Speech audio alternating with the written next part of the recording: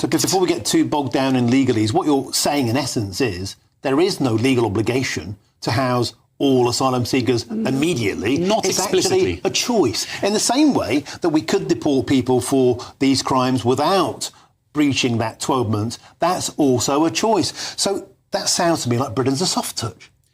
There's no explicit right. So obviously when asylum seekers make their applications, you have to have humane reception arrangements, which may include housing, etc. But there's no explicit right. But then there's this disconnect between what the Refugee Convention says and how we've implemented it as a political choice. So these things can be revised, and I think they should be part of the wider debate. And you saw that earlier this week, because earlier this week, Yvette Cooper stopped the family reunion scheme. Yeah. That is for family members of refugees to come to the UK.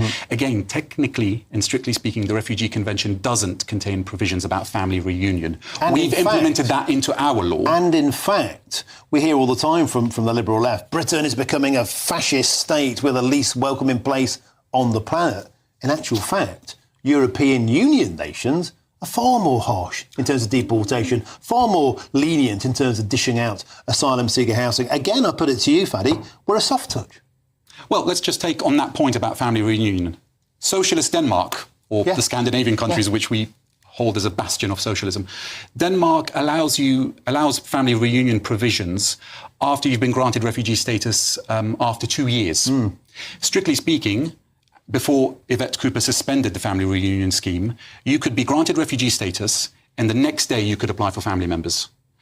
So countries do implement the convention in different ways. And that's a choice. And we've made a choice to be more refugees welcome, more open-armed, more forgiving and more lenient than even so-called liberal nations like Denmark. Which is a good thing or a bad thing, depending on which side of the political spectrum you're on. Yes, yeah, but that's a correct assessment.